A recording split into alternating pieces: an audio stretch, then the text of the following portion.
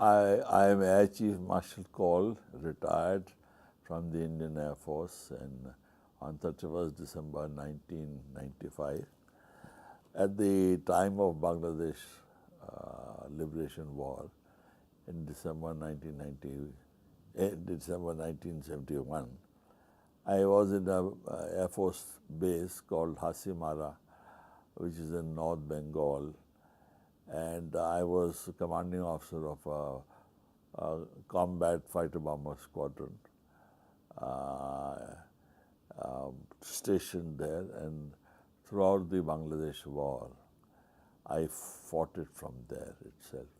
My basic role at that point in time was to do tactical reconnaissance, low-level tactical reconnaissance, which I did in plenty all over Bangladesh, and to also provide ground support to the army, Indian Army, as well as Bangladesh. I was involved right from the first day onwards, that's the 3rd of December 1971, till the last day, that was the 16th of December, when the surrender took place in Dhaka. And I physically and actually attacked many of the positions held by Pakistan Army.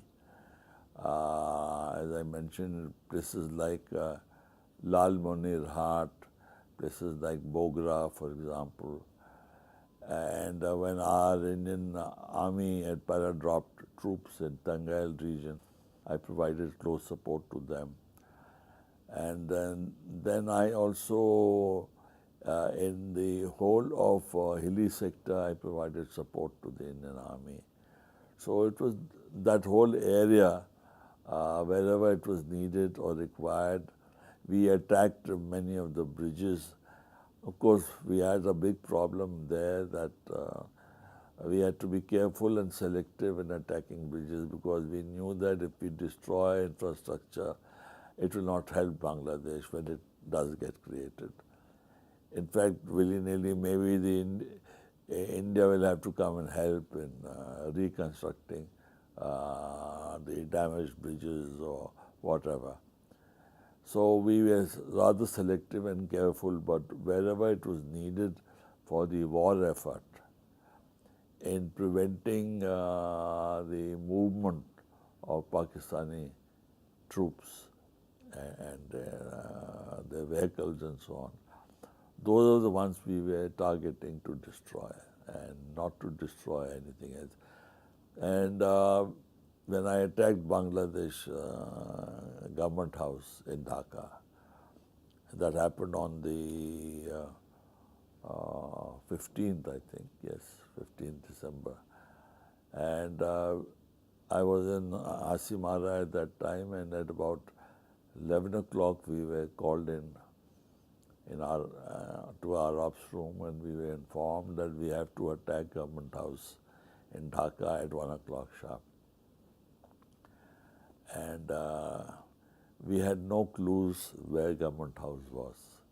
And our briefing was very clear that we have to minimize as far as possible any collateral damages that may occur to civilian population. After all, Dhaka is a thickly populated city with lots of buildings and houses and homes of people.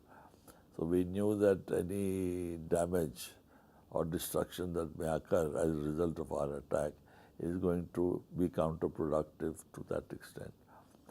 So this entailed very accurate attacks to the selected targets. For that, we needed a lot of preparatory time, as well as we needed a lot of information as well. So we had no information really, but somehow from somewhere, we found a bomber shell city map of Dhaka of that point in time, which gave great details of the layout of the city, location of the government house. It was not only the government house that I attacked.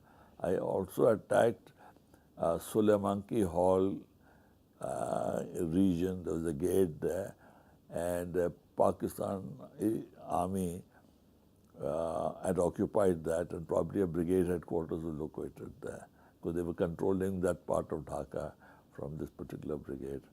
So I was asked to attack that as well. So that was all in the thick of Dhaka city per se. So we had to be very, very careful. And by God's grace, we were able to locate Government House, and we attacked on time. I was not the only one. There were others mixed from Guwahati. They took off, and they also came and joined the attacks that took place. And obviously we were successful, because soon after that came the surrender, and on 16th Pakistan, 85,000 Pakistani troops surrendered to Indian troops. As a result of our effort against the Government House that particular day, it seems to me, it's all in hindsight, that it did forced the hands of the governor and the government in East Pakistan at that point in time to surrender the East Pakistani army troops to the Indian forces in Dhaka. Because India had surrounded Dhaka from all three sides except the south. And south was going towards the sea, so there was no room to get out either. So it was a no-win situation for Pakistan, and therefore they had to surrender. And this is one of the momentous moments in history. 85,000 troops actually surrendered in Dhaka to General Arora and other commanders who were there, who were responsible for creating such a situation.